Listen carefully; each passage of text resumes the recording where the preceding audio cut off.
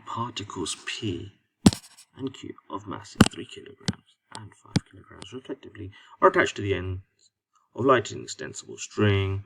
The string passes over a smooth fixed pulley. The system is held at rest with the string taut. The hanging parts of the string are vertical.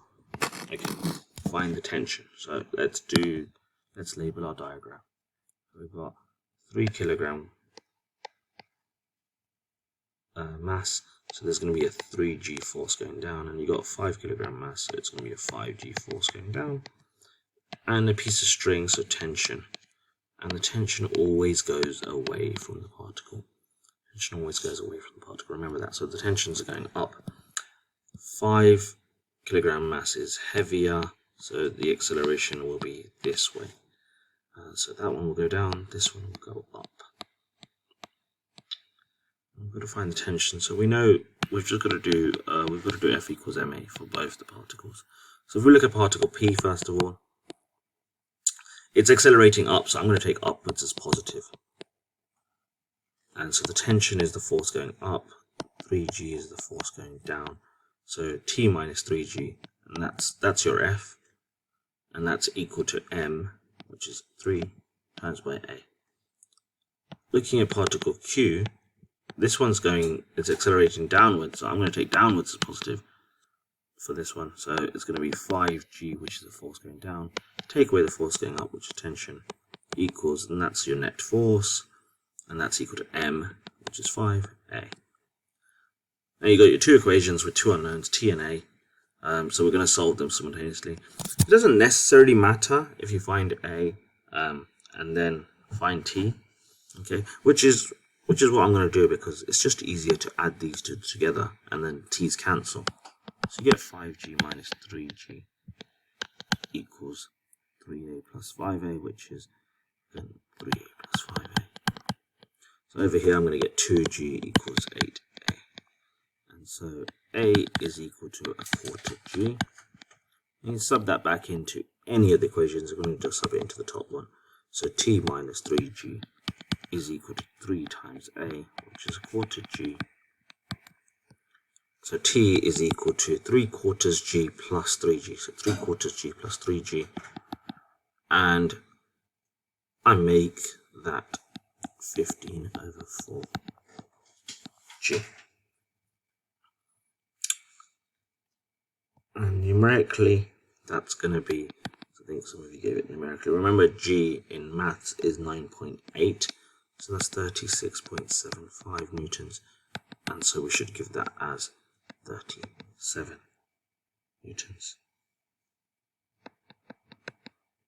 Or 36.8. I like to write my full answer out first, and then you can do your roundings afterwards. So you've shown the examiner that you know what you're talking about, and then you've just rounded it afterwards. So part II, after descending 2.5 meters, Q strikes the plane and is immediately brought to rest. It is given that P does not reach the pulley in the subsequent motion. Find the distance traveled by P between the instant when Q strikes the plane and the instant when the string becomes taut again. So what's going to happen is that Q is going to strike the ground. So you're going to have Q on the floor like this. And what P is going to do, this is going to be P when Q strikes the ground. And then P is going to go up a little bit. So the string is going to become a bit slack. And P is going to end up a little bit higher. And then with gravity taking over, P is going to end up back where it was when Q struck the ground. And so it's going to end up back over there. So I should do this a little bit lower, and the string's going to end up taut again. Okay, so that's the situation, and it's asking for the distance traveled by P. Okay, so if we work out the distance which it travels up, then that's the same distance it's going to travel back down. So we're going to try and work out what this gap here is. And then we're going to times that by 2 to get the total distance. And in order to do that, we need to know what velocity it was traveling with when Q struck the ground. So what P was traveling with when Q struck the ground. So we're going to use a bit of suvat here. So we've been given displacement, and we worked out acceleration in part A, luckily. So we're going to use that. So we know in the first phase when they were connected that they traveled a distance of 2.5 meters. They started at rest in the first phase, and acceleration I worked out in part A was a quarter g, which is 2.45 meters per second squared. And so we're going to use this to work out our final velocity. This is the velocity with which Q hits the ground, but it's also the velocity with which P is traveling up. And this is a multi-phase problem because in phase 1 something's happening, and then at the end of phase 1 Q hits the ground, so something stops the particle from moving, so it's hit the ground, and then at the start, then phase 2 begins, and this is where this is phase 2 that I've sketched over here. So the key thing about phase 1 and phase 2 is that the final velocity of phase 1 will be the initial velocity of phase 2. Okay, so you've got to remember that. So we're going to work out the final velocity of phase 1. So we've got SUA, let's use V squared equals U squared plus 2S. So V squared is equal to 0 squared plus 2AS. And so if you work that out, V comes out, V squared comes out as 12.25, and so V is 3.5. So that's phase 1. Now we know that the final velocity of phase 1 is going to be the initial velocity of phase 2.